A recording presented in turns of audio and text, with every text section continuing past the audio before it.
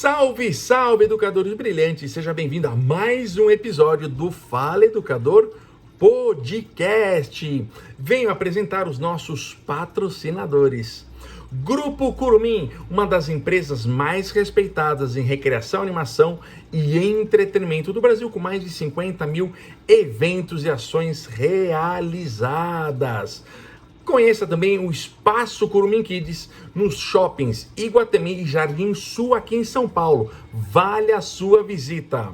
Você precisa de uma plataforma inteligente que vai te ajudar na operacionalização do seu evento? Pois bem, essa é a plataforma Festow. É uma plataforma inovadora e pioneira no Brasil que aproxima espaços de festas, escolas, organizadores de eventos, fornecedores com os clientes interessados em realizar os seus eventos. Pois bem, acesse o site que está aqui na descrição para você se surpreender com a plataforma Festow.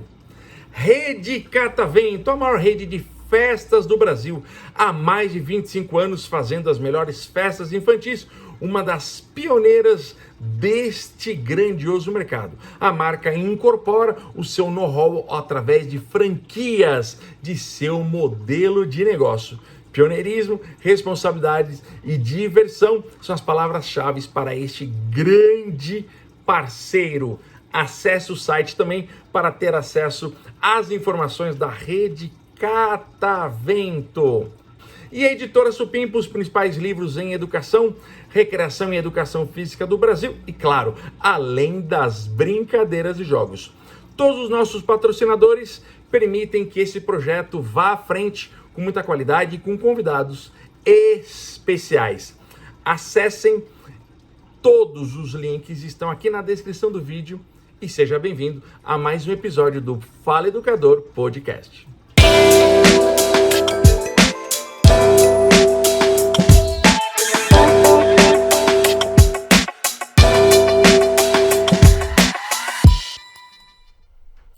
Salve, salve, educadores brilhantes! Sejam bem-vindos a mais um grande episódio do nosso Fala Educador Podcast, produção e organização da Brincadeiras de Jogos e a Editora Supimpa. Meu nome é Thiago Aquino Paçoca, um dos anfitriões aqui da mesa, e tenho certeza que esse será mais um grande papo. Como você está vendo, aqui ao meu lado tem um QR Code que você terá acesso aos nossos livros e cursos e com certeza irão te ajudar aí na sua prática e presença profissional. Pois bem, você já sabe, mas sempre vale lembrar, né? Dá uma curtida. Se você ainda não está inscrito, se inscreva na nossa página, ative o sininho, deixe os seus comentários, pois somente assim a plataforma vai identificar, né, que este conteúdo também é válido para outras pessoas. E você já sabe, não custa absolutamente nada, tudo de graça, entregando conteúdo para você, educador brilhante. Pois bem, hoje vai ser um episódio muito especial, com pessoas especiais na mesa. Primeira pessoa aqui ao meu lado, Cristiano dos Santos, seja bem-vindo. Desculpa. Olá a todos, é muito bom estar aqui mais uma vez, aqui com o meu café. Isso. Outro copo eu vou deixar vocês fluírem na imaginação, que pode ser, não vou revelar. Mas já digo que estou bem animado depois de beber alguns goles. E essa é uma mesa cheia de café hoje. Muito café. Show de bola! Também a nossa mesa aqui, professor Luiz Veneziano, um dos diretores da Brincadeiras de Jogos. Luiz, seja bem-vindo. Olá, tudo bem?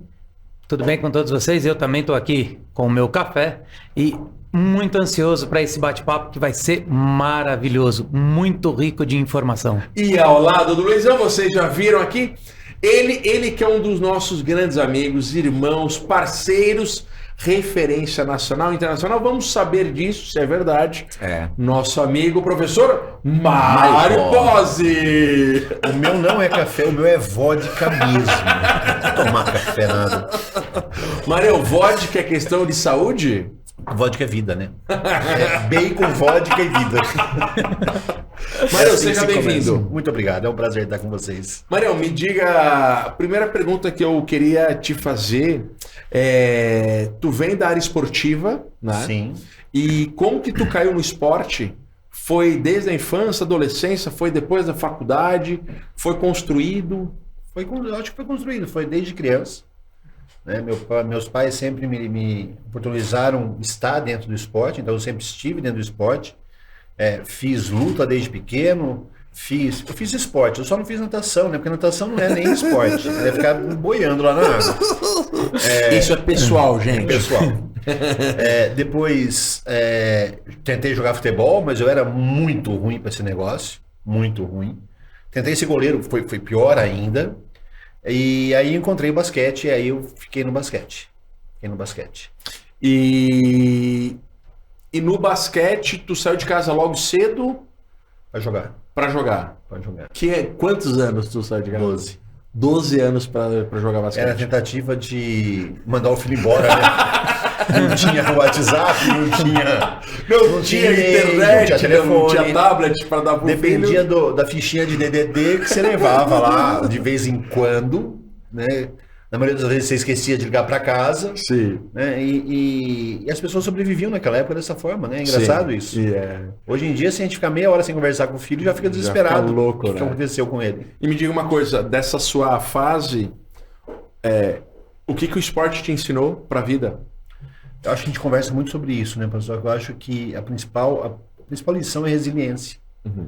Você treina todo dia, você sente dor quase todo dia, na maioria das vezes está cansado, né? E você trabalha um ano inteiro e às vezes uma vitória, um campeonato não vem, a vitória não vem.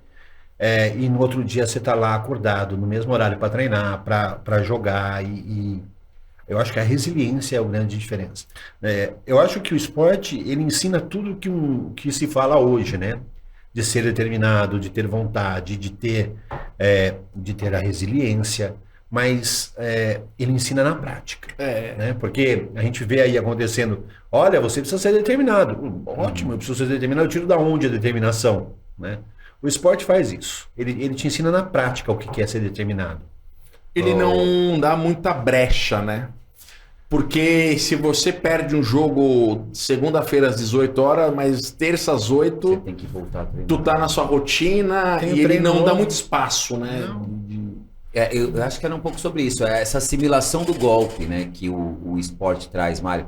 E quanto que isso também forma e quantas pessoas desistem no meio do caminho por não talvez ter essa, não sei se a gente coloca como uma inteligência emocional, mas de lidar com a situação do golpe para renascer no outro dia, porque você renasce todo dia quando você trabalha com o esporte e os golpes também são diários. Então, assim, quando a gente pensa em diminuição de tempo, em resultado muito específico, pensando especificamente na galera do alto rendimento, você sofre todos os dias para ter um resultado muito pequeno. E como que é lidar com esses golpes, e não só como atleta que você foi, mas como gerir atleta hoje, como que você lida com isso? Eu acho, Cris, que o grande negócio é o conceito, cara. Eu acho que o nosso conceito é errado. Né? Durante uma boa época na nossa formação, a universidade tentou derrubar o esporte como prática. Né? Mas ela não entendeu o conceito de esporte. O conceito de esporte é cultura.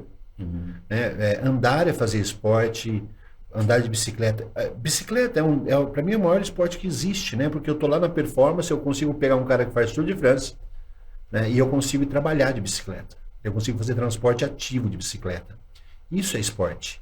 Então, na hora que eu tenho um conceito bem formado sobre esporte, eu sei como ensinar uma sociedade a vivenciar o esporte.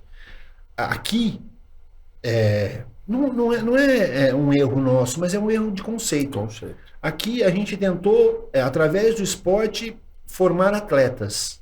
Só que o passo anterior, que é formar pessoas, a gente errou. Porque ele é exclusivo, né? Na hora do esporte do rendimento, ele é exclusivo. A gente vai pensar aí que não existe mais de 300 atletas no mundo. Atleta é alguém que responde de uma forma absurda ao estímulo de um... Não é porque eu joguei que eu fui atleta, né? Eu fui um jogador de basquete, eu estou longe de ser um atleta de basquete. Nem todos que estão numa NBA são atletas, eles são jogadores. Poucos ali dentro são atletas. O corpo responde, a recuperação é diferente, come tudo errado, dá tudo certo, né? Michael Jordan fumava um charuto, 2 charutinhos por dia e nunca deve ter tido tosse. Se Ele nós vamos- foi o maior que tu viu? Se nós formos jogar 4, se nós formos fumar charuto amanhã, já começa o problema de um câncer. Sim, mas não Só não possível. pensar no charuto. Mas assim, eles têm um corpo diferente. Esse é o final de um processo. Quando a gente colocou, por exemplo, o esporte dentro da escola, conceitualmente, para mim ele serve como um meio para educar, mas eu esqueci qual que era o fim. E essa é uma pergunta que a gente pode fazer um podcast de uns 5 dias. Quando eu não sei qual é o fim da educação física na escola, ela se perde. Sim. O fim não é o esporte. O esporte é um meio. Eu vou pegar o esporte para fazer com que as pessoas sejam diferentes, elas sejam ativas. Através do esporte eu ensinar as virtudes, as competências. O esporte me dá isso. Na hora que eu penso no esporte de forma competitiva e no rendimento, uma grande parte vai desistir. Não só por não ter a resposta que ela ter, não ter a questão emocional que você falou, porque demanda de uma questão emocional fora de série, né? O pessoal que é um caso desse, acordar às 5 horas da manhã para entrar num lago gelado, com um saco de gelo amarrado nas costas, para nadar antes de ir na escola. Então assim, eu não posso olhar para isso e achar que isso é esporte. O esporte, ele é um contexto social. Se dentro da escola, eu vou falar sempre de escola, porque é o primeiro momento da nossa ação verdadeira como educadores, se dentro da escola eu entendi que ele é um meio, e eu posso gerir raiva com o esporte. Eu sempre gostava muito, quando eu trabalhava com basquete, de fazer isso.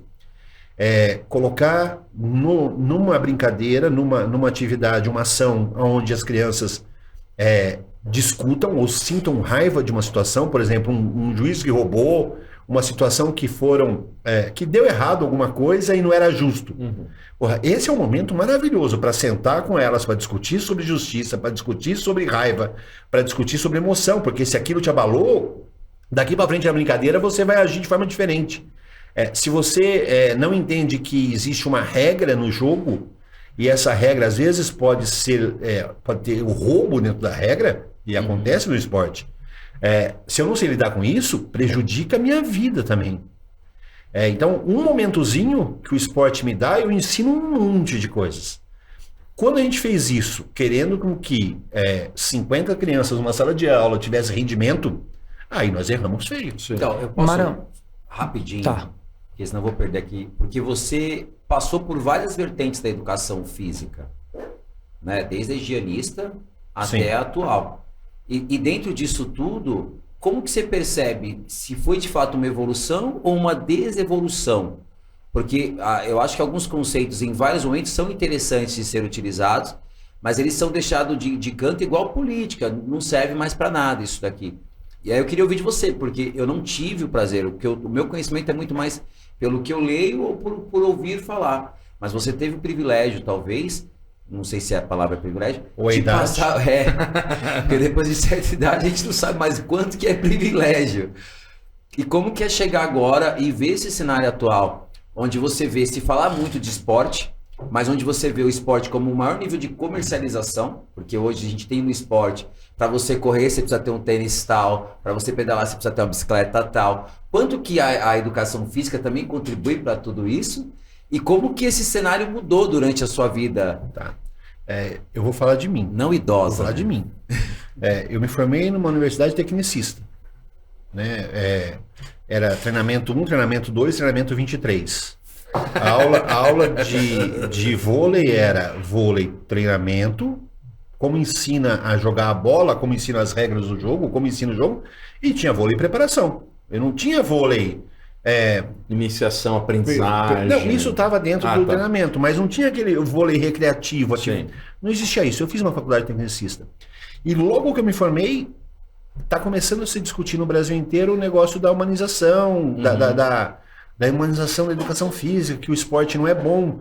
Eu me formei em 92, naquele momento que está todo mundo falando, olha, não é legal fazer isso, é legal pular corda. Mas pular corda não fazia parte disso? Né? Eu acho assim, todos esses contextos que vêm são novas formas de tentar melhorar sempre. Eu sempre falo, para mim o melhor modelo que nós temos hoje são as bases curriculares.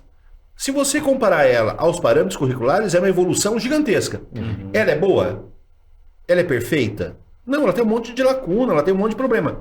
Mas nós nunca tivemos algo assim. Falar mal dela é rejeitar a nossa história. É isso que nós conseguimos fazer pela nossa evolução. E eu volto de novo no mesmo processo. Eles estão sempre preocupados com o fim. Sim. É um meio, o movimento é um meio. Eu tenho que pensar nele como um meio. Toda hora que ele vira fim, nossa... Acho que um exemplo bom é assim, Cris. Parece que o fim é o benefício. E isso para mim tá errado também. Olha, se você jogar bola aqui, no fim você vai aprender a ser mais sociável. Tá errado também. Se você jogar bola aqui, você aprende a jogar bola. Como jogar bola, você vai ter que entender as regras desse jogo e você faz parte de um esporte coletivo. Isso te torna mais sociável. Esse não é o fim. Essa promessa final ela é muito subjetiva, né, pro cara, né? Mas é uma pergunta que eu já fiz para vocês num grupo grande. Qual que é o objetivo da educação física na escola? E ninguém tem essa resposta. Sim. Porque nós não amadurecemos tanto para ter essa resposta. Nós estamos falando de uma educação física no Brasil que ela tem aí seus 60, 50 anos e que ainda está tentando se encontrar. E ela vai para uma vez para um momento, daqui a pouco ela retorna para outro, aí ela tenta um negócio novo. Eu acredito que é sempre evolutivo, nunca está voltando atrás. Principalmente quando eu olho para uma base curricular como tem a de hoje e eu vejo os esportes inseridos dentro dela. Eu falo, pô, evoluiu. Porque existe um momento de rejeição. Muito contestado ainda. Mas assim, se ele entender que é o meio, né? Se ele entender que a ginástica olímpica colocada lá dentro para ser feito é um meio para se educar o movimento e que através do movimento eu educo algo, é um belo de um negócio. Agora, achar que colocar a criança sentada no chão para brincar com uma bolinha e essa bolinha, isso aqui gera cidadania, não sei o quê, não gera nada. O que a bolinha gera de verdade é o que me interessa. Tá? Eu acho assim, se eu definisse um objetivo, para mim é muito prático, né, Cris? Matemática eu tenho que ensinar lógica. Eu não tenho que ensinar Bhaskara. Eu tenho que ensinar lógica. Todo o contexto, se ele não ensina lógica, ele está perdido. O português ele tem que ensinar a interpretação. Mandar eu ler Dom Casmurro é uma burrice sem fim, até hoje. Olha, mas você tem que ler sobre como fala? Machado de Assis. Maravilhoso, fantástico. Mas essa criança de hoje vai ler Machado de Assis para fazer o quê? Sim. Mas você der um anime na mão dela, ela sabe ler. Sim. O que você pode tirar do anime para fazer com que o anime seja a forma de interpretar aquele mundo, que é uma história diferente de nossa, de outro país, contextualizando uma cultura diferente? Não, isso não se faz, mas manda fazer a gente análise subjetiva, análise sintática. Eu tive isso da 5ª ao 3º colegial, não sei onde coloco o sujeito até hoje, onde está o sujeito. Então, se eu tivesse objetivos, se eu sei conceitualmente o que eu tenho que fazer e eu sei qual é o objetivo que eu tenho que chegar, porque o objetivo não é fazer com que uma criança corra mais rápido, pule mais alto, não é esse. O objetivo não é fazer com que ela tenha um desempenho motor esportivo, também não é esse. Então qual é? É ela ser um cidadão melhor. Isso não é objetivo. Por que o cidadão melhor foi jogado nas costas da educação? Um cidadão melhor é uma questão política universal, é multifatorial. Né? E a educação física, ela é bobinha, ela adora pegar o contexto dos outros para tratar. Tem essa visão salvacionista, é complicado, né? Tudo vira salvação, né? Ela adora tratar. Mas aí eu queria voltar um pouquinho no que você estava falando, Marião, e assim, quando você fala que com o esporte você pode trabalhar lá um momento de raiva com a criança e tal. Infelizmente, nem todos os professores têm essa ideia e essa clareza, sapiência de trabalhar. Isso é um erro na nossa formação enquanto professores Ou é o caráter da pessoa que está ali que não está nem aí para isso e deixa só eu rolar? acho que eu falar que é um erro é eu julgar de uma forma muito forte as coisas, né, Luiz? Mas eu acho assim, o modelo é ruim. O modelo é ruim. Eu me formo, eu faço uma faculdade tem 3 anos e eu saí com uma habilitação para trabalhar de criança a idoso, de questões especiais a alto rendimento. Então deram uma coisa na nossa mão, uma carteirada, falaram, agora você tem um diploma, você pode trabalhar com qualquer coisa. É um balaio, né? E eu vejo assim, essa história de ter reduzido o tempo de formação, ela não é ruim. Se ela fosse, eu faço uma faculdade somente para educação física escolar, ela seria interessante. Aí eu quero trabalhar com esporte, eu faço uma faculdade somente para esporte. Eu quero trabalhar com o fitness. Esse para mim é o povo mais coitado que existe no mundo, porque durante a faculdade inteira ele ouve o professor falando mal do fitness. Uhum. O fitness é a única forma de salvar as pessoas nesse mundo. E aí a formação nossa não dá essa clareza.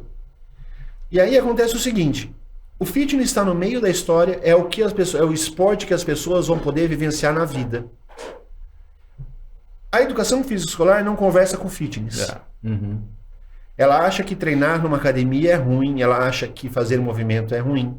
Porque na cabeça dela não existe um objetivo que o fitness é uma questão da saúde, é uma questão humana. Na outra ponta tem o esporte, que também não recebe da escola e que se queixa dos outros dois. Então nós estamos formando pessoas que sabem se queixar e não pessoas que sabem resolver problemas. Eu acho que esse é o maior problema. E assim, de novo, vai cair naquela história. Mas você está falando que é saúde, então é higienista de novo. Só que, eu vou pegar pelo lado da escola. Se a escola entendesse de parte sensorial e parte cognitiva, ela nunca colocaria uma criança para ficar sentada 4 horas. Exatamente. A escola não entendeu. O movimento que nós estamos chamando de esporte, mas é basicamente para exemplificar, é um movimento humano, é aquilo que eu fiz na evolução por milhares de anos, e isso faz com que meu cérebro seja ativado para que eu aprenda. Foi assim que eu aprendi. Eu aprendi andando, eu aprendi fazendo força, eu aprendi caçando. O nosso cérebro é estimulado por questões de movimento. Por que aula de matemática não é na quadra? Por que aula de português ainda dentro de uma sala, sentado? Por que uma criança está sentada 5 horas num dia? Sim. Então, quer dizer, a questão da educação física escolar não é falar se a gente está fazendo ou não. É o único momento. Naquelas 2 vezes por semana, que daqui a pouco vai virar uma só. Já é que a criança tem a possibilidade de fazer um trabalho que ative todo o sistema cognitivo dela. Mário, mais uma questão aqui dentro do que você falou, não só do que você fala, mas do que a gente também traz. Aí o cara fica em média 4 horas ali, ele tem meia hora de atividade física por 2 vezes por semana. Ou 45 minutos, né, por aí. Até chegar e fazer? Exatamente, até chegar e fazer meia hora. Aí parar esses 30 minutos para trabalhar um conceito que é de vida, teoricamente, por exemplo, uma questão de confusão durante o jogo. Aí você para trazer isso à luz do grupo. Você vai perder mais de 5 a 10 minutos. Então uma aula de 30 virou 20. Existe também um problema de tempo que é disponível para essa prática pedagógica mais corporal, porque vamos trazer como prática pedagógica, entendendo que precisa ter pelo menos uma sistematização para que leve a algum lugar. Porque o que a gente vê é ou o cara se especializa num único esporte, porque fica muito ligado ao profissional que está aplicando, ou o cara vai só pro jogo porque sabe que dá certo, as crianças vão reclamar. Certo. E aí eu fico pensando, quanto por cento dentro dessa ideia que o tempo que é tirado para conversa numa quadra sentado também não poderia ser negativo se a intenção é o movimento? Sim. Falta tempo. Todos os países estão preocupados com a questão humana, né, educacional, e querem fazer com que as pessoas tenham a melhor qualidade de vida pelo resto da vida, e isso é educação, né, é formar as crianças e adolescentes para a vida. Uhum. Elas aumentaram no mínimo 5 horas na semana. Elas não diminuíram como nós estamos fazendo. Elas aumentaram para 5 horas, porque 5 horas eu entro no contexto escolar. né? Que é um contexto escolar completamente errado. Porque eu tenho mais aulas de matemática e português do que as aulas de artes. Que escola que é essa que acha que eu saber mais português e matemática você vai fazer melhor para minha vida? Culturalmente você fica diminuído, na verdade. Do que as aulas, por exemplo, as aulas de ciências. Né? Quantos cientistas a gente já bloqueia logo de cara que poderiam ser cientistas porque ela tem que estudar 5, 6 horas de matemática, de português na semana, que é o que vai cair num vestibular ridículo lá na frente. Né? Então, existe um bloqueio da educação e não um complemento educacional. Eu acho, Cris, que assim... Eu sei que nós estamos falando que é um pouco utópico, né? Mas para mim a educação ela tem que ser repensada totalmente. Ela tem que ter um objetivo dela também. Falar assim, nós estamos formando as pessoas para isso. Para isso. Tá? E o exercício é a grande forma, o exercício, o movimento é a grande forma de educação. Porque ali eu sinto, junto com uma aula de matemática, eu sinto a raiva, eu sinto as dores, eu sinto a ansiedade. Pô, quantas crianças sofrem de ansiedade porque vai ter prova de matemática? Por que não tem aula de meditação para ensinar? Nós vamos ter problemas de ansiedade e depressão na vida. Esse mundo nos prepara para isso. Né? E nós não temos como fugir disso. Uma hora eu tenho uma hora eu tenho outra. Tá? Esse é o mundo que nós vivemos. Em que momento a escola para fazer, ensinar em crianças a exporem que elas estão em situações de depressão, em situações de ansiedade, por causa de uma prova, por causa de uma nota, por causa de... como que eu uso isso? É o meio de novo. E o exercício, ele me possibilita tudo isso. Uma das coisas, um dos livros do Marião, Biologia do Exercício na Infância, chama o Marião lá no direct ou chama Brincadeiras e Jogos e você terá acesso ao livro. Você traz no livro, Marião, uma coisa que é super interessante. Uma sociedade ativa, né? Tu estava falando aqui, eu fiquei pensando por um tempo quietinho, né? A responsabilidade da mídia nessa questão do esporte como um fim e não como um meio, né? Porque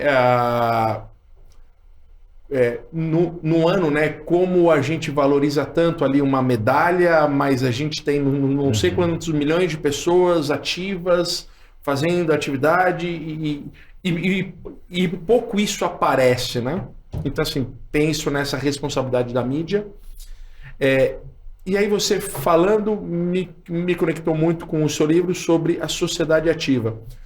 Um dos pilares que você fala é a educação física escolar, né? De qualidade. De qualidade. E qualidade é tempo, não é tempo. O que vai ser dado naquele momento. Isso, é mais horas na semana. Quanto mais ativa essa criança em aula, né? E os outros pilares? O segundo pilar é oportunidade, né? Boa. E aí é uma questão política complexa, Tá. né? Mas uma hora, diminuir para uma hora é uma questão política ruim, né? Até um exemplo aqui em São Paulo, né, no tempo que conversou muito sobre as ciclovias, né? E as ciclofaixas, né? Que se tinha uma discussão muito grande de que onde já se viu, né, roubar faixas na rua, Sim. né, de carros, né, vai atrapalhar a mobilidade urbana. E hoje, depois acho que de 8, 10 anos, a cidade abraça o projeto. Eu acho, né? que é a história da sociedade ativa. Sim. São Paulo é a história da sociedade ativa. Na hora que você fala andar de bicicleta em São Paulo, é uma das coisas mais sem nexo do mundo. Sim. Né? Eu estou em São Paulo. É uma cidade que tem um eixo plano, que é um eixo plano, de verdade. De verdade, você tem Paulista, Domingos de Vergueiro, Jabaquara. Só. Acabou. O resto é uma ladeira abaixo, que aí vai virando montanha e é uma desgraça, sem fim. Sim. É o plano mais alto da cidade, é reto. Sim. A partir dali é tudo errado. Eu estou numa cidade que tem mais carro do que gente. Eu estou numa cidade que o transporte público tromba com o ser humano andando na rua.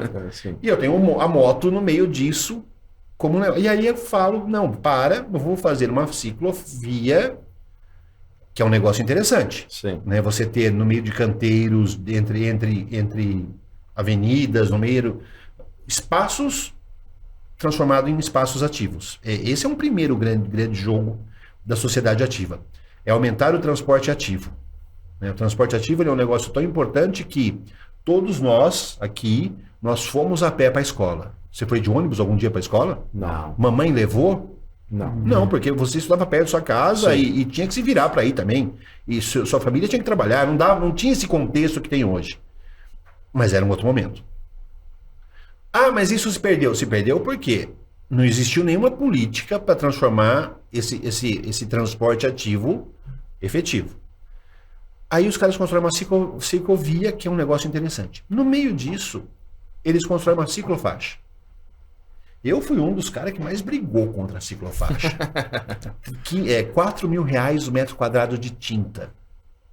Eu acho que nunca fomos tão roubado de uma vez só. Assim, descaradamente.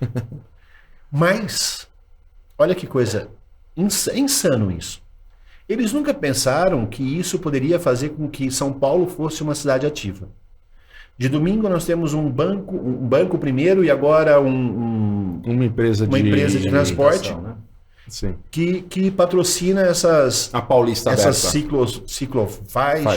ciclovias. São vias fechadas no domingo. Isso. O paulistano, ele é um cara tão louco que ele pega a família inteira, põe num carro, põe as bikes em cima, viaja 1 hora para chegar até uma ciclofaixa. Né? Chega na ciclofaixa, anda. Nós somos paulistanos, nós vamos parar para tomar um caldo de cana e comer 2 pastel. Né? Hidratação e suplementação perfeita. Essa brincadeira da oportunidade, ela está fazendo com que São Paulo utilize hoje, depois de 8, 10 anos, as ciclofaixas pintadas. Então, cada vez mais, se você observa, por exemplo, nós estamos em Moema. Aqui tem muita ciclofaixa. Cada vez mais você observa pessoas andando nessas vias, que há 10 anos atrás não existia. Não existia. Mas também não foi criado nenhum modelo para que isso existisse. Ele existiu por quê? E aí vem o terceiro pilar. Ele existiu por influência. Influência do lar é o maior poder que existe. A família que vem com o carro viaja 1 hora com a bicicleta em cima do carro para chegar numa ciclovia. Ela está dando de presente para os filhos o presente mais importante da vida, que é ser uma pessoa ativa. Essa criança, coitada, está andando de bicicleta com cotoveleira, joelheira, capacete, plástico, bolha. Né? Nós nem freio na bicicleta existia. Era o chinelo. E chinelo. Né? E não tinha proteção nenhuma. Zero proteção. Mas agora nós estamos na era da segurança. Sem querer. Tanta oportunidade foi criada e sem querer. A família tem influenciado. Você imagina se existisse uma educação para isso acontecesse? Para se explorar isso. E não só a ciclofaixa. Por que não tem a faixa do cara que caminha? Né? Por exemplo, em países da Europa, se você pensar no europeu comparado a nós, o europeu não frequenta academia, igual a gente.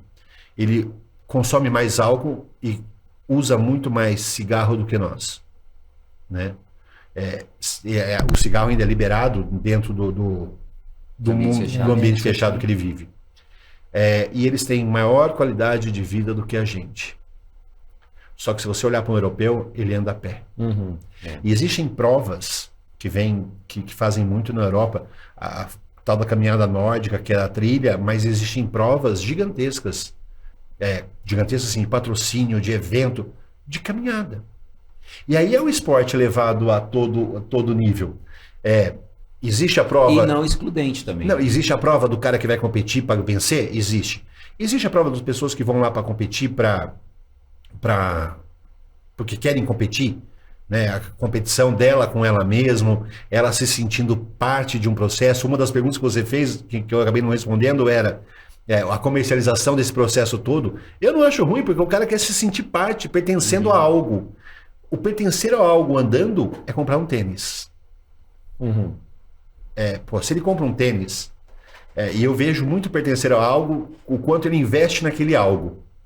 Ele compra um tênis caro, daqui a pouco ele compra um relógio, daqui a pouco ele compra ao invés de uma bermuda, aquelas que é a calça de moletom que ele cortou para virar bermuda, já tem uma marca. Daqui a pouco ele tá com uma camisa de, como chama essas camisas que usa? Dry fit. E não é aquelas vagabundas, ele quer a camisa boa. Sim.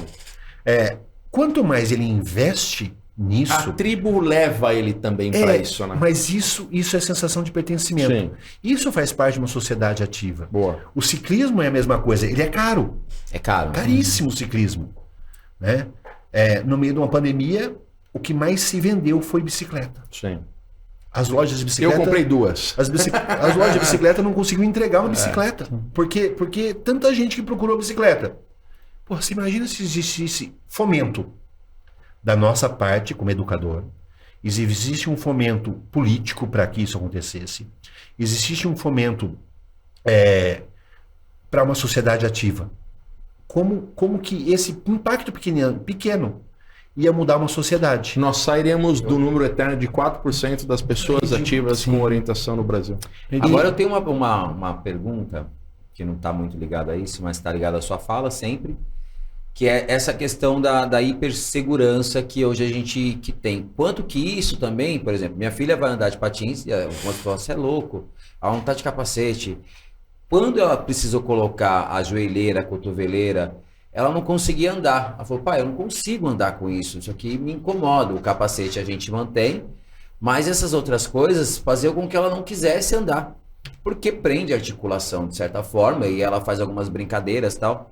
E não é ali, ela não tá ali com a intenção de fazer 1000 manobras, ela vai e volta, vai e volta. E meu filho também, no máximo, capacete para andar de bicicleta. Meu filho aprendeu a andar de bicicleta com 4 anos, a Malu com 5 já andava de bicicleta, patins e skate, sem nunca ter colocado essas coisas. E eu sempre falava, gente, mas toda vez que eu ponho, ela se sente mal, ela fica um robozinho, ela não consegue articular os movimentos. E aí não é sendo contrário, pelo amor de Deus, que as pessoas que defendem muito, esses caras são loucos, tá falando que não é pra usar. É como você se sente. Acho que cair de 1,5 metro não é cair de 5 andares. Cair de 90 centímetros não é cair de 10 andares. Então, mas eu acho, Cris, que tem muito do cenário também. Da onde anda. Eu posso dar um exemplo? Bom, nós somos a geração que mais teve liberdade. Sim. Nenhuma outra geração dos nossos pais não teve a liberdade que nós tivemos de ir pra rua, de brincar, de nenhuma outra geração. E aí, nós invertemos, nós transformamos isso na próxima geração, a geração que mais teve segurança. Uhum. Então, quer dizer, existe um contexto social. Existe. Mas existia uma coisa antes, Cris, que era muito simples. E que pra mim chama muita atenção hoje. Eu colocar um capacete, a tornozeleira, a joelheira, é eu estar junto.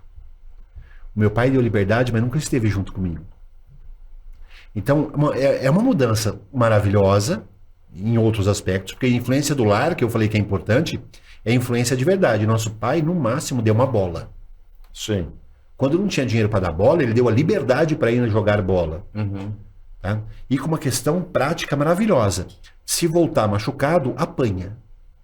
O sistema de segurança era você. Ele chorando aqui em casa. Você voltava sem um dedão, mas você não falava que estava sem um dedão. Né? Na hora do banho aquilo ardia igual não sei o quê, você ficava quietinho. Porque se você mostrasse o dedão, você apanhava.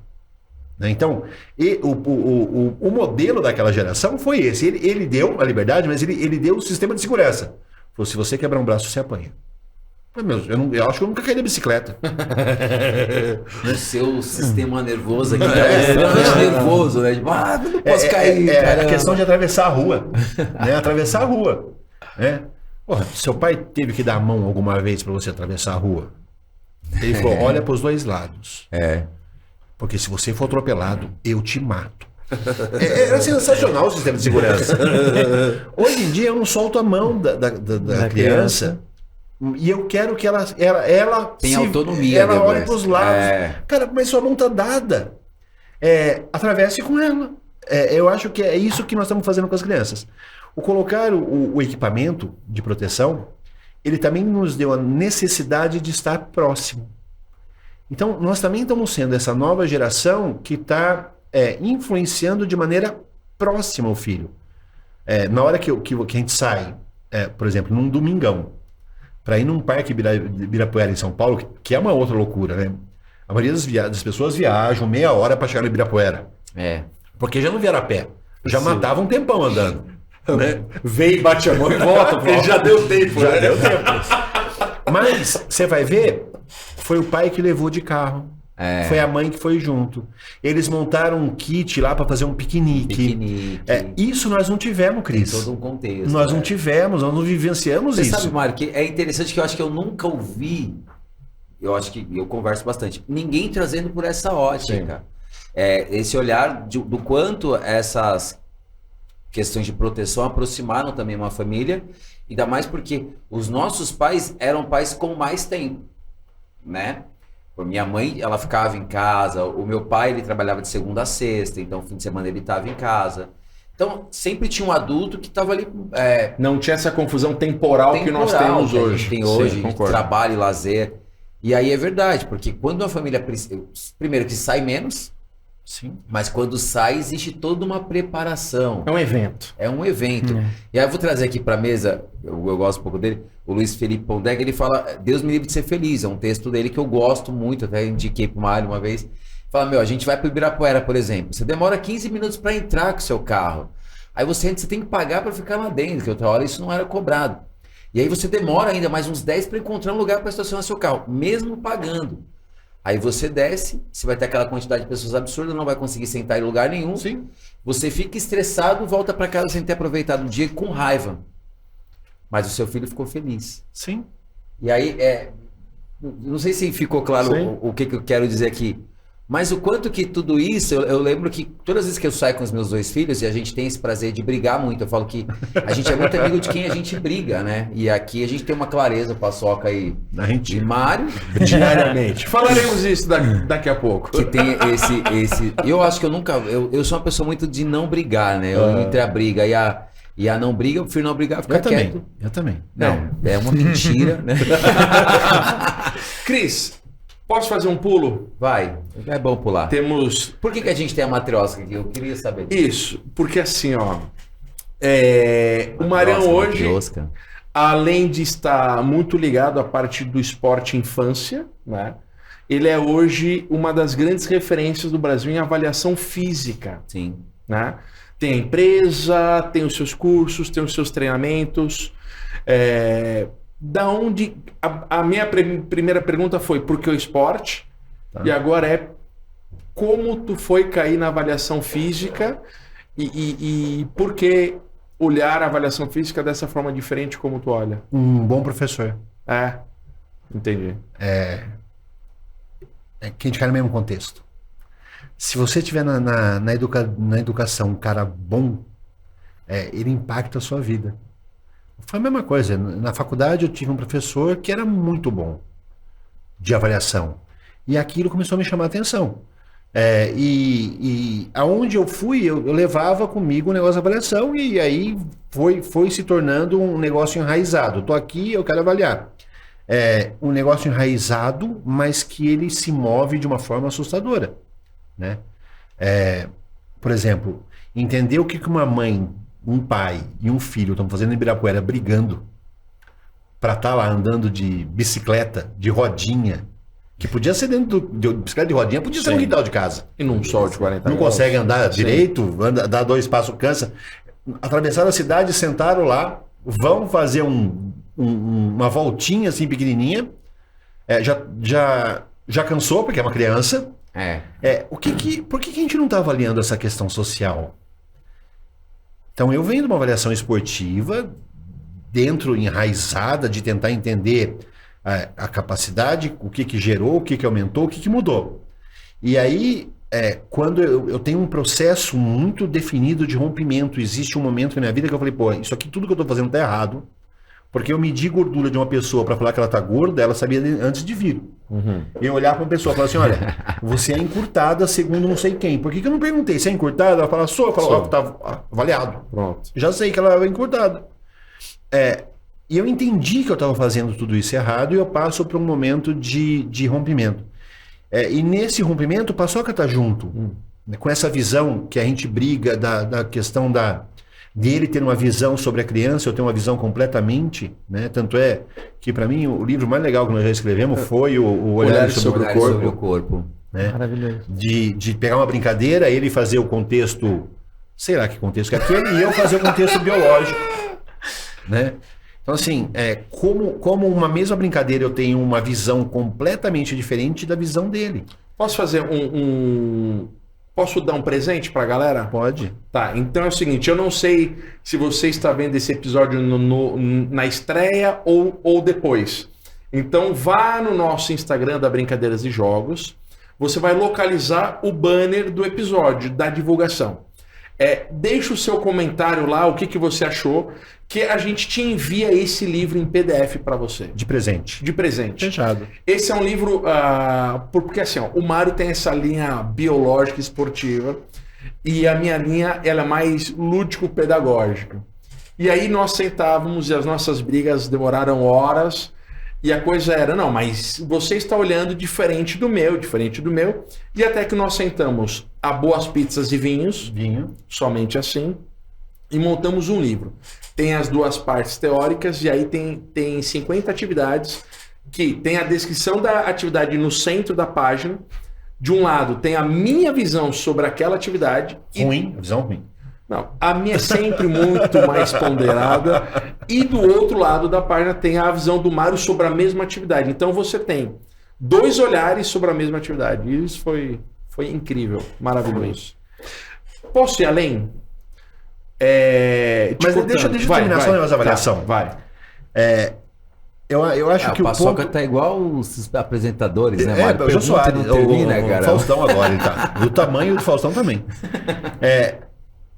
Eu acho que um dos pontos mais importantes, que é uma coisa que eu utilizo até hoje, eu fiz um curso aqui em São Paulo, era uma certificação de avaliação física, já nesse contexto de mudança e tal, e no meio na criação do curso eu chamei lá o cara do treinamento, um cara da musculação, e chamei o Paçoca, para falar de um assunto que era como ele olha para esse negócio todo que nós fazemos de forma diferente.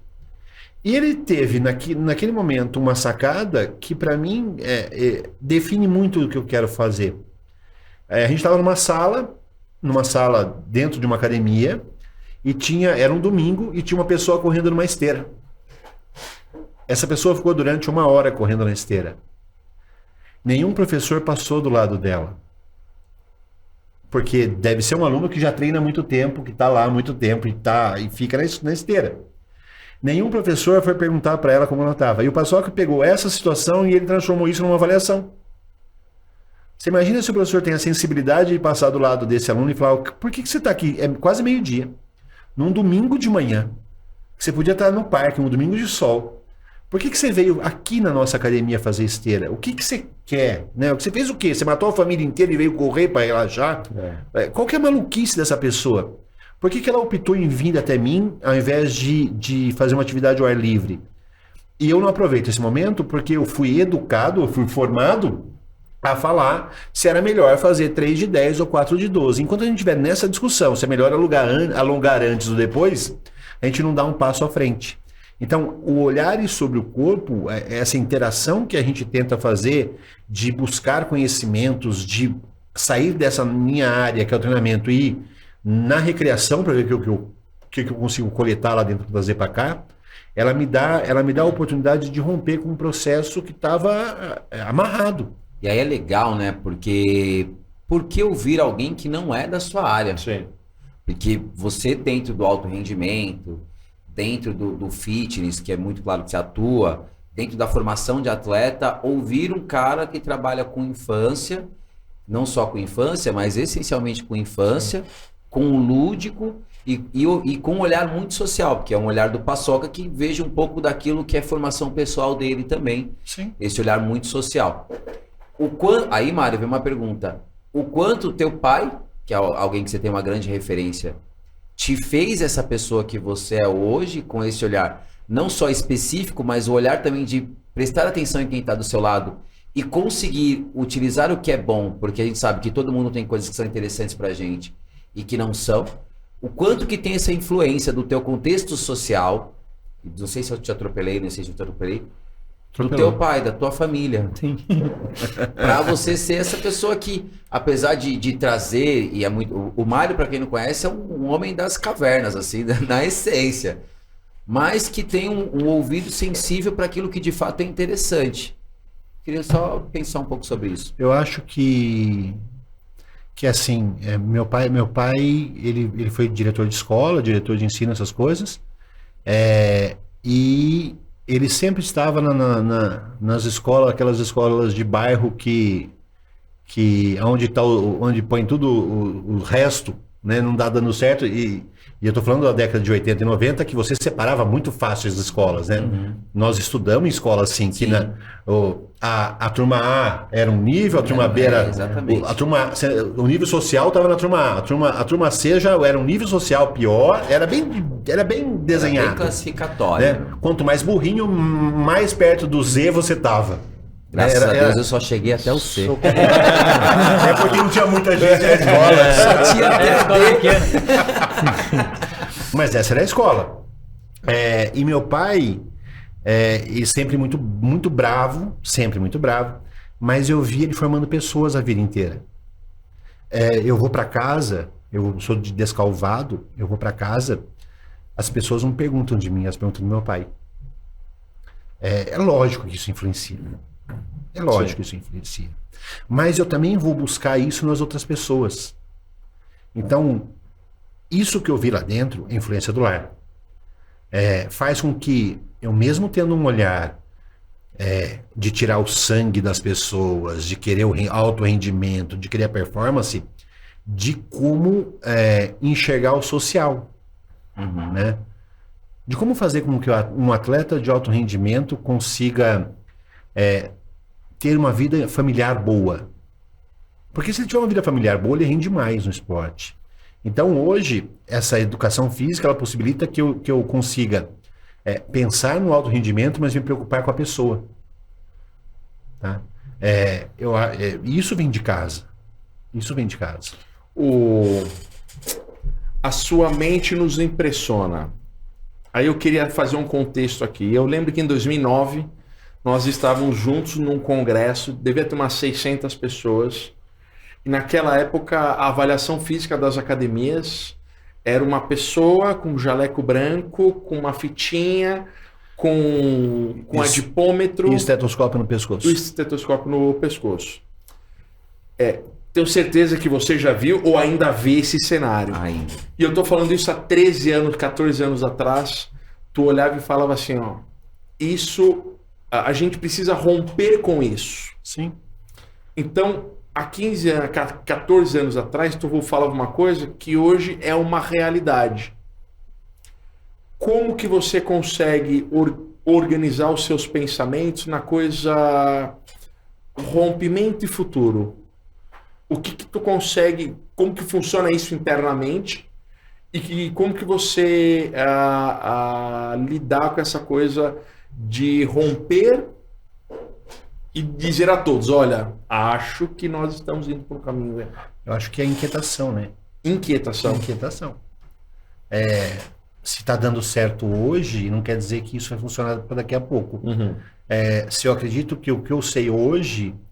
eu estudei na década de 90 na faculdade, com um professor que estudou na década de 70, com alguém que ensinou as coisas para ele na década de 50. É quase um Sócrates, né? O professor do cara. E aí eu estou aplicando isso em pessoas de 2022. Alguma coisa está muito errada. Entendi. Está muito errada. Então, eu acho que essa inquietação faz com que eu queira buscar a referência do que não é claro ainda. Eu quero quebrar a referência do que não é claro ainda. Eu tenho uma passagem que eu acho que é uma passagem transformadora na vida. Eu trabalhava com basquete, eu era técnico de alto rendimento, Ponte Preta Nossa Caixa, junto com Mariana Cardoso, Elininha, Paulo Bassu e Mila Rondon. Eu tinha acabado de ser campeão mundial de basquete. Mas eu tinha 22 anos de idade. Eu achava naquele momento que eu era o maior técnico de basquete que existia naquilo que eu fazia. né? O ego deu uma virada e eu fui fazer um curso, eu fui para um congresso e eu fiz vários cursos nesse congresso. Um dos cursos que eu fui fazer foi de recreação. E eu fui fazer o curso de recreação pensando assim, pô, eu trabalho com as escolinhas de basquete, o que mais de brincadeira tem para eu trazer para o basquete?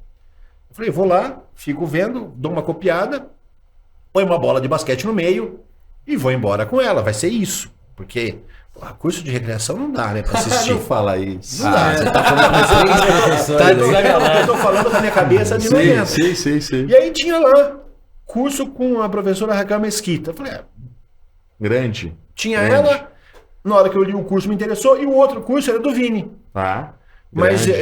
eu não sabia qual escolher. Eu fiz do NIT, escolhi ela. Escolhi ela, na parte da manhã, o que ela falou já me impressionou. E aí eu fiz eu cheguei nela na hora do almoço e falei assim, eu precisava conversar com você sobre um negócio que eu faço diferente do... Eu sou do esporte, eu não sou da recreação, mas algumas coisas que você me falou, elas mudam até o meu jeito de pensar. Como que eu faço falar com você? Ela falou, à noite passa... Você vai almoçar onde? Eu falei, eu vou almoçar aqui. Ela falou, não, vamos comigo pro hotel almoçar. E fui com ela pro hotel almoçar. Eu já fui, falei, puta que mulher louca, né, cara? Acabou de me conhecer. Esse pessoal da recreação é muito louco. Me levou pro sentei no almoço, ela falou, me conta de você. Me conta de você. Eu sou campeão mundial, eu formo 1000 meninas, eu tenho um sistema, eu trabalho com não sei quem, eu faço não sei o quê. Ela falou, puta, que legal, que isso. Ela falou, me dá um minuto. Ela subiu, pegou um livro e voltou com um livro na mão. Falou, o curso era 3 dias, naquela época que você ia para aqueles congressos que fazia manhã à tarde. Pesado. Ela falou assim, eu vou te dar um livro. Você lê esse capítulo do livro. Se você conseguir, você vai ler no livro inteiro, porque ele é gostoso de ler. Ela me deu o livro, voltei para o curso da tarde, acabou o curso da tarde. Eu estava mais impressionado com ela ainda, porque ela conseguiu fazer com que todos criassem uma dança sem ninguém saber a coreografia. Eu não entendia como ela conseguiu fazer. E era aqueles cursos que naquela época, que tinham aqueles cursos gigantes, devia ter umas 1000 pessoas dentro da sala. E 1000 pessoas dançaram uma coreografia sem ter 1, 2, 3, 4, 5, 6, 7, 8. De onde que ela tirou esse negócio? Como que nós fizemos esse negócio? Eu não consegui entender como ela foi juntando as partes. Cheguei, é lógico, eu cheguei no hotel, eu fui ler o livro. O livro era Histórias para quem gosta de ensinar. Meu Deus. Sim. E aí, Rubem Alves. o capítulo era História dos Urubus, Universidade dos Urubus. Dos urubus. Os urubus, a história, a crônicazinha, o urubu, ele domina o mundo e ele quer que ele cria uma universidade para ensinar todos os animais a serem urubu. Eu li, cara, falei, filha da mãe, cara, puta tapa na cara. Você tá achando que você é urubu, cara. Sim. Porque na minha contextualização, só eu sabia. Sim. Né? No outro dia eu voltei, eu entreguei o livro para ela de manhã, eu li o livro inteiro. Não tem como não ler esse livro inteiro. Mas eu li numa noite. Sim. Eu entreguei no outro dia de manhã, falei, eu entendi. Ela falou, agora que você entendeu, a gente pode sentar e conversar. Eu falei, filha da mãe.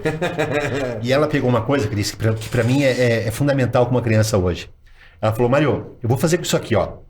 Mário, os técnicos põem um monte de cone assim, ó, pra criança fazer zigue-zague e bater na bola. Né? Vai e volta pra aprender a bater a bola. Ela falou, me explique em que momento isso acontece num jogo. Eu falei, nunca. Nunca, não existe esse momento num jogo. Ela falou, então por que você está fazendo isso? Não, porque eu estou ensinando drible. Mas ela falou, o drible não é uma ação que depende de uma tomada de decisão? Ela falou assim, ó, tira esses dois. Ensina o drible daqui até aqui e fala para a criança daqui a aqui ela fazer o que ela quiser. Aqui ela volta a driblar para voltar. E daqui a aqui ela faz o que ela quiser. E depois ela dribla de novo. Eu falei, mas... Ela falou, faz o teste com suas crianças que já jogam basquete. Na hora que você falar, faz o que você quiser, ela não sabe o que ela faz daqui até aqui. Quando a criança for muito esperta, ela vai driblar daqui até aqui. Se você não deixar as outras ver, elas vão bloquear.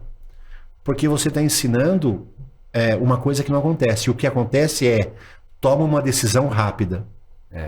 Então, ela falou, você vai ver a criança que tem uma qualidade diferente pro esporte, porque daqui até aqui, ela vai fazer aquilo que ela quer. Você já vai encontrar o diferente numa brincadeira. E depois ela falou, agora depois você me explica por que você põe um aqui e põe 10 crianças na fila atrás.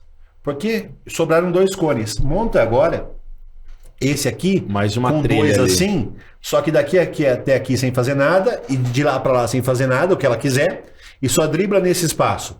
Monta uma trilha só com um cone. Monta uma trilha sem cone nenhum. E a criança também poder escolher qual trilha ela quer fazer. E não ela ficar atrás de uma fila. Porque você vai estar ensinando a driblar, porque o contexto é driblar, ela vai driblar em todos. Mas ela driblar aqui do jeito que ela acha melhor, não é que ela vai bater a bola errado. Mas se ela decidir pegar a bola na mão e sair correndo e voltar correndo, ela escolheu isso. E ela volta para cá para uma hora driblar mais. Isso aqui, nessa brincadeira que ela fez em cima da mesa, mudou minha vida inteira, cara. Sim. Porque eu entendi que eu só consigo formar um atleta se eu der autonomia para ele. Ele que decide o jogo, não sou eu. Eu preciso achar pessoas que tenham, que foram ensinadas a serem assim. Assim eu não ensino. Assim eu ensinei mais um a driblar. Mais um a driblar não serve para nada. Você deve estar perguntando por que as matrioscas estão conosco hoje. Não, Por deixa que, eu Marião? só finalizar essa história. Vai. Para mim foi tão impactante que eu morava em Campinas. E eu fui atrás desse homem, do Rubem Alves. Sim. Professor da Unicamp. Fiquei amigo. O que ela ensinou assim, aí ele chutou o balde de tudo. Rubem Alves, maravilhoso. Por que as matrioscas, Marião? Por que elas estão aqui? E aliás, tem dono isso aqui, hein? Mary Ellen. Tem. Foi pra ela, né? Foi pra ela. Pra você Foi eu não pra vou ela. trazer nunca um negócio desse. Eu fui pra Rússia fazer um curso de aperfeiçoamento em treinamento esportivo junto com o professor Antônio Carlos Gomes. E a matrioska é uma boneca russa que todo mundo conhece no mundo.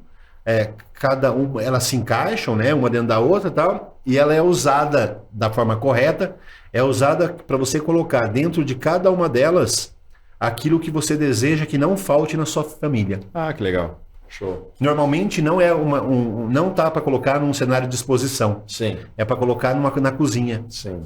Então, eu não quero que falte comida, coloque a comida aqui dentro. Eu não quero que falte dinheiro, coloque dinheiro aqui dentro. Eu não quero que falte paz. O que simboliza paz na sua vida para estar aqui dentro?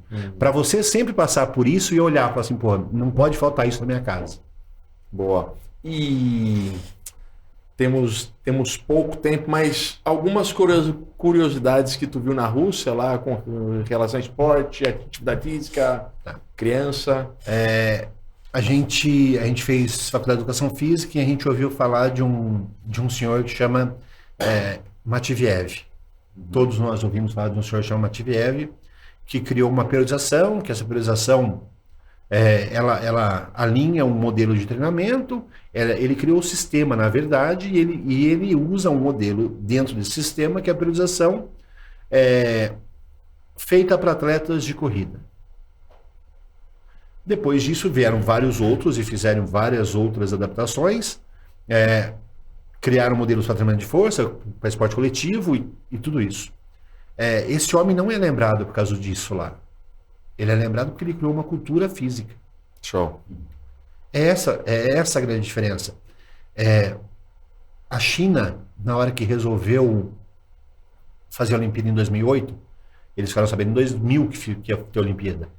A primeira contratação que a China faz é contratar o Matviev para morar na China, para ele criar um modelo chinês de esporte para se ganhar uma Olimpíada. Mas ele morreu em 2003, ele ficou pouco tempo. Ele criou a cultura física da China. Ele não criou a periodização para jogar mais bola, para fazer mais... Então, assim, eu vi uma sociedade que tem uma cultura física. Todas as crianças têm 5 horas de aula na escola, de educação física escolar. Nenhuma criança joga nenhum esporte. Olha que fenômeno que é. A base da aula são as capacidades motoras dentro de cada um desses esportes. Por exemplo, eu consegui fazer um rolamento, faz parte de um esporte, mas é uma capacidade motora que está sendo desenvolvida. Eu consegui bater uma bola em zigue-zague, mas não existe o esporte basquete. Então, a manipulação, locomoção e não locomoção é a base dentro das capacidades motoras que eu uso qualquer material. Sim. Então, eu vou arremessar. Como arremesso uma bola no basquete? Como arremesso uma bola com vôlei? Como que arremesso uma bola com futebol? Como que arremesso um dardo? Como que arremesso uma pelada? Você usa a capacidade aqui atrás, ou a manipulação, a não manipulação, ou locomoção, para fomentar a base mais diversa possível. As aulas não se repetem. E você tem crianças com uma vivência motora de forma absurda. Boa. No contra-horário, o governo ele abre todas as universidades para que as crianças comecem a fazer esporte. Eu estava na Universidade de Cultura Física. O nome já é foda, né? Sim. A aula terminava igualzinho o modelo americano de aula, começa de manhã, vai até 3 horas da tarde. 3 horas da tarde termina a aula, 5 horas da tarde a universidade é inteira só das crianças. Não tem adulto jogando. Mas aqui é o atleta não sei o quê. Não, a universidade é da criança. A partir das 5 horas da tarde, chegavam nessa escola, que é uma universidade de subúrbio de Moscou, 5.000 crianças. É muita gente. Parecia, você estava ali na universidade, parecia uma orla zumbi chegando. Lá fora, menos 25 graus. Você falava, cara, por que eles vieram aqui? Aí você abria, porque a universidade muito prédio lá é para baixo, ao invés de ir para cima. É mais fácil aquecer coisa subterrânea do que prédio para cima. Uhum. Então, você vai descendo, você vai abrindo as portas, de repente você abre a porta e tem um ginásio atrás de uma porta. Você fala, caraca, da onde tiraram isso, né? Quando surgiu? Né? E assim, você abria a porta e aí você olhava uma sala de ginástica imensa com 1.000 meninas fazendo aula de ginástica. Você fala, cara, é fora da realidade. A gente pode discutir um monte de coisa em relação ao modelo russo. A gente pensa sempre no esporte de alto rendimento. Sim. E uso de drogas. Quando eu penso dessa forma, eu sou muito babaca no contexto. Porque nós temos 5% da população brasileira fazendo academia. 5% é uma mentira minha, que não chegou a 4% ainda. De forma sistemática. Nós temos nos Estados Unidos agora 18%. Eles não são o país do sedentarismo. Nós somos o país do sedentarismo. Nós somos o segundo país de maior quantidade de academias do mundo. E só 5% frequenta, o país do sedentarismo é aqui. Sim. E na Rússia nós temos 40% da população ativa. 40%. É absurdo o número. Mas por quê? Sociedade ativa. Nós 4 aqui moramos nesse bairro e nós queremos jogar badminton. Tem um terreno vazio aqui na frente. A gente solicita para o governo vem, constrói a quadra. Mas o terreno é do fulano de tal. Não faz mal. Nós vamos cimentar. Na hora que você vai construir alguma coisa nele hoje? Não. Na hora que você for construir alguma coisa, você solicita, a gente sobe o que você faz, você precisa fazer. Mas enquanto você puder dar pra gente, você paga menos imposto. Sim. Você oferta aquilo que você tem para uma sociedade usar. Parece ser um negócio chamado socialismo de verdade. Né? Doar. 40% da população ativa é muita gente. É muita gente. Nós não temos 5%. É muita gente. É muita gente. Última perguntinha. Não é nem uma perguntinha, eu só queria agradecer o Marião, que assim, com tudo que você falou, apesar do Cris ter me atropelado algumas vezes, eu não consegui perguntar. A gente conhece o Cris. Assim, eu saio daqui com uma ideia muito legal, que eu acho que o que a gente precisa hoje, dentro da educação física, na nossa área e a forma como precisamos trabalhar é ressignificar, né? O nosso conhecimento, os nossos conceitos e as nossas ações. E ler Rubem Alves. Lê, Rubem Alves, tem que ler Não, esse eu homem. vou atrás. Quem não Hoje eu leu já vou Rubem atrás disso. Alves, por favor, leia. Cara, Tem que muito ler. legal. Mudar a Marião, Tá visão. citado no show, livro. show de bola, demais. Obrigado, eu que agradeço. Marião, bate bola. Bate bola. Bate Caralho. bola, Cris. E aí? Agora Bate é a hora que bola. acabou? Pô, você tem dúvida que esse cara vai sair bem? Vai, Agora a hora que tranquilo. acabou. Poxa vida. Posso ir embora? Marião, ou é uma pergunta, um tweet rápido como resposta, ou você escolhe uma delas e se quiser explicar também tá tudo bem. Sítio ou casa? Casa. Sempre.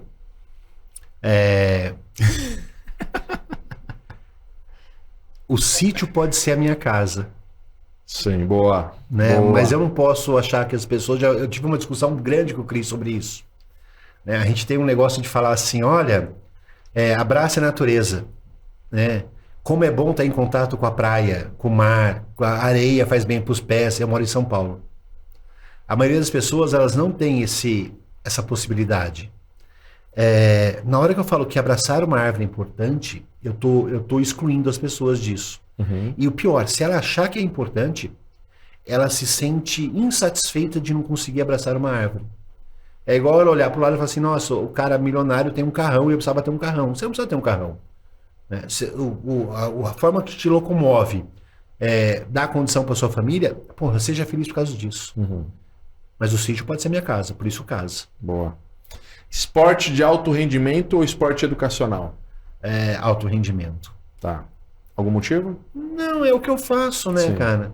Eu acho assim, existem pessoas muito melhores do que eu para fazer isso. Uhum. Hoje em dia eu trabalho num instituto que eu tenho a possibilidade de trabalhar de forma integrada. Integrada de verdade. Eu consigo ter do meu lado o físio, o nutri, o osteopata, o médico. Instituto Mude em Campinas. E eu consigo ter educadores que trabalham nessa área. Sim. Né? Por exemplo, eu sempre vou dar o exemplo do seguinte.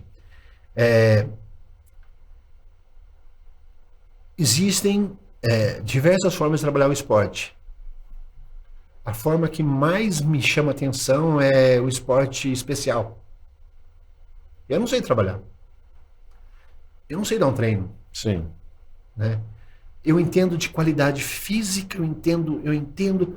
Na hora que eu olho para algum especial, eu não sei, mas eu sei para quem indicar. Boa. Tá? Então eu quero trabalhar naquilo que eu sou bom. Eu sou bom nessa especialidade, eu sou bom em fazer treinamento esportivo. Mas eu acho que nós temos que oportunizar o esporte de uma forma para todos, sempre.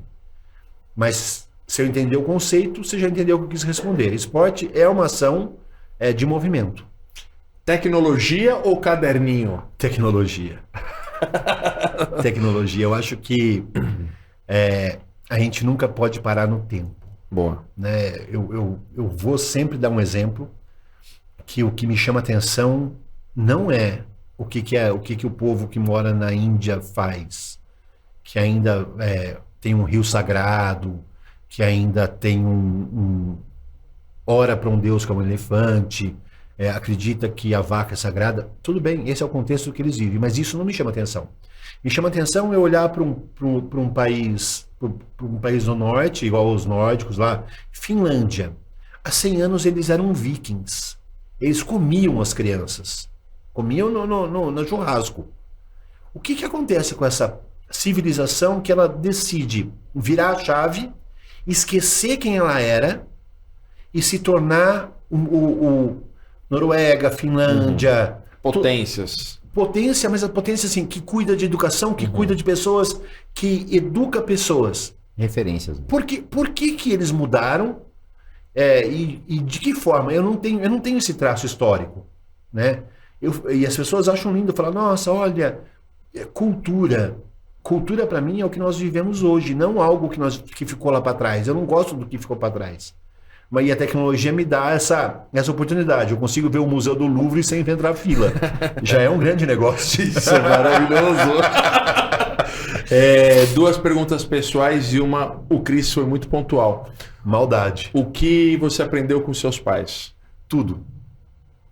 E o que você quer deixar de legado para sua filha? Tudo. Muito bem. Galera, curtiu, Marião? Pô, demais. Luizão, Demais. Cris, Show demais. show de Sou bola. suspeito Prazer. de falar. Muito. Marião, seja sempre bem-vindo. Esse é o primeiro de muitos, tenho certeza. Infelizmente, Não vem mais. Você será Eu não vejo mais. Pra mim tá bom. Eu faço café e trago a vodka. Se tiver vodka, a gente conversa de novo. Mas Diga, Marião. eu acho assim, cara, é uma oportunidade da gente estar conversando com muita gente. Sim. E vocês que estão fazendo isso, aproveitem ao máximo para conversar com muita gente. Boa. Né? Vamos sair um pouco dessa caixinha da educação, vamos conversar com gente que rompe aquilo que a gente acredita. Boa. Eu acho que vale muito a pena dar uma olhada para as pessoas. Boa. Né? Marião, como que a galera te encontra nas redes sociais? No Instagram eu acho que é o mais fácil. m.pose. @m.pose é o mais fácil de todos. Lembrando que aqui na descrição do vídeo também você encontra todos os links de redes sociais do Marião. Educadores brilhantes, sejam sempre bem-vindos. Lembrando, curte, deixa o seu comentário, ativa o sininho, divulgue aí todo o nosso trabalho, porque esse podcast Fala Educador é feito por educadores e para educadores. Cris, obrigado. Eu sempre agradeço, é mais uma oportunidade ouvir o Mário. Eu acho que essencialmente me faz refletir muito sobre o que eu acredito, como eu penso, mas sempre sabendo que o que eu acredito agora. Né? Eu não posso afirmar que é o que eu vou acreditar amanhã ou daqui a pouquinho, porque o conhecimento, o grande privilégio do conhecimento é não ser estanque. E isso não é ser alguém solúvel como um café, ou volúvel, como você preferir, mas é ser alguém que minimamente tem a inteligência de saber que o seu conhecimento serve para o agora e não para o futuro. Por isso que precisamos viver no agora, e eu sempre indico a você, assim como nós amanhã de manhã, beba um bom café e inicie o seu dia, Um pouco porque de vodka. todos os dias você renasce para uma nova possibilidade, que é viver. Luizão, obrigado. Eu agradeço muito e com tudo que o Cris falou, com tudo que o Marião falou, volto a insistir naquela palavra. Ressignificar. Sempre, todos os dias. Educadores brilhantes, até um próximo episódio. Um grande abraço, um beijo. Tchau, tchau.